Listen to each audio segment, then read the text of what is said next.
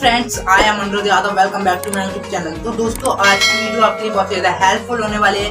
अगर आप हमारे चैनल पे नए हैं तो चैनल को सब्सक्राइब एंड वीडियो को लाइक कर लेना, ताकि हमारी नई से नई वीडियो आपके पास आती रहे। तो दोस्तों, इस वीडियो का टॉपिक है हिंदी वर्कशीट 21, यानी हिंदी कारपत्रक 21। ठीक है दोस्तों, और आपने अगर कारपत्रक 20 की वीडियो चाहिए तो डिस्क्रिप्शन बॉक्स में आपको लिंक मिल जाएगा। आप वहाँ से वीडियो देख सकते हो और अपना कारपत्रक पूरा कर सकते हैं। तो दोस्तों, आइए आज की वीडियो स्टार्ट करते हैं और अपने फ्रेंड्स को शेयर करना। तो आइए दोस्तों, आज की वीडियो स्टार्ट करते हैं।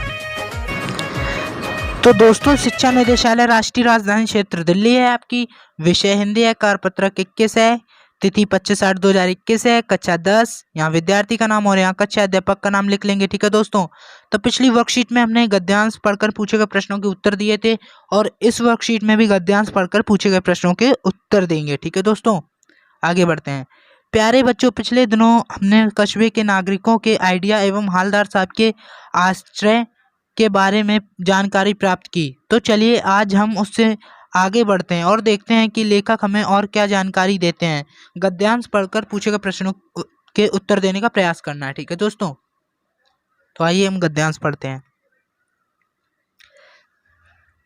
जीप कस्बा छोड़कर आगे बढ़ गई, तब भी हालदार साहब इस मूर्ति के बारे में सोचते रहे और अंत में इस निष्कर्ष पर पहुंचे कि कुल मिलाकर कस्बे के नागरिकों का यह प्रयास सराहनीय ही कहा जाना चाहिए। महत्व मूर्ति के रंग रूप या कद का नहीं, उस भावना का, वरना तो देशभक्ति भी आजकल मजाक की चीज होती जा रही है। ठीक है दोस्तों, दूसरी बार जब हालदार साहब उधर से गुजरे तो उन्हें मूर्ति में कुछ अंतर दिखाई दिया। ध्यान से देखा तो पाया कि चश्मा दूसरा है। पहले मोटे फ्रेम वाला चौकोर चश्मा था और अब तार के फ्रेम वाला गोल चश्मा है। हालदार साहब का कौतुक और बढ़ा। वाह भाई, क्या आइडिया है! मूर्ति कपड़े नहीं बदल सकती पर चश्मा तो बदल सकती है। तीसरी बार फिर नया चश्मा था। ठीक है दोस्तों, आगे बढ़ते हैं। हालदार साहब की आदत पड़ गई हर बार कस्बे से गुजरते समय चौराहे पर रुकना, पान खाना और मूर्ति को ध्यान से देखना। एक बार जब कौतूहल दुर्दमनीय हो उठा तो पान वाले से ही पूछ लिया, क्यों भाई, क्या बात है? यह तुम्हारे नेताजी का चश्मा हर बार बदल कैसे जाता है? ठीक है दोस्तों, अब हमने गद्यांश तो पढ़ लिया, अब प्रश्न देखते हैं। ये देखिए, कुछ शब्द दिए हुए हैं, शब्दार्थ हैं। कौतुक, आश्चर्य। ठीक है दोस्तों, ये आप लोग देख लेना। ये हम क्वेश्चन आंसर करते हैं सीधे। हालदार साहब किस मूर्ति के बारे में और क्या सोचते रहे होंगे? तो आइए मैं क्वेश्चन का आंसर बताता हूं आपको। हालदार साहब के मन में देशभक्ति और प्रतिमा के प्रति लगाव था। ठीक है दोस्तों, और साथ ही उनके मन में नेताजी की मूर्ति पर चश्मा देखने की भरी लालसा रहती थी। ठीक है दोस्तों, इसीलिए वह नेताजी की मूर्ति के बारे में ही सोच रहे होंगे। ओके दोस्तों, आगे बढ़ते हैं। हालदार साहब, दूसरा प्रश्न है ये।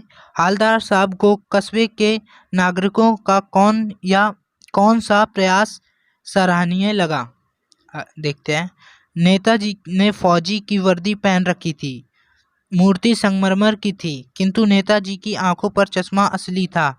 हालदार साहब को इस कस्बे वालों की देशभक्ति का एहसास हुआ। इसी कारण से हालदार साहब को कस्बे के नागरिकों का प्रयास सराहनीय लगा। ठीक है दोस्तों, दूसरा प्रश्न भी हो गया हमारा। देखते हैं तीसरा प्रश्न।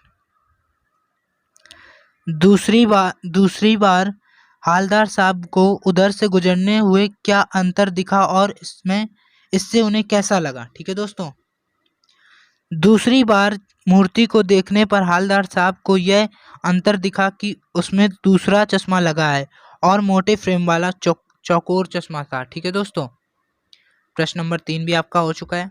देखेंगे प्रश्न नंबर 4। बार बार कंपनी के काम से जाते हालदार साहब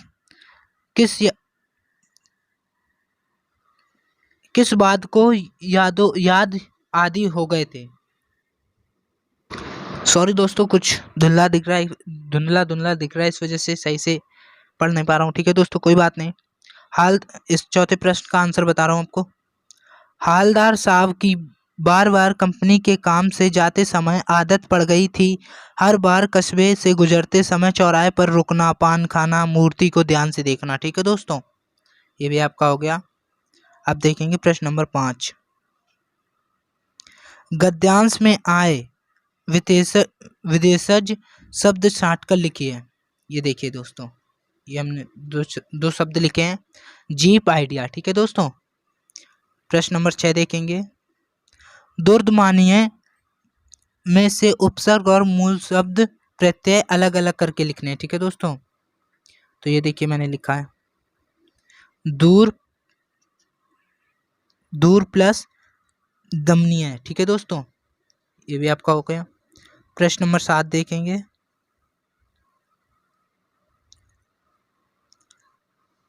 सराहनीय में प्रत्यय अलग करके दो शब्द बनाइए। मैंने एक लिख दिया सराहना, सराह। ठीक है दोस्तों। प्रश्न नंबर 8 देखेंगे।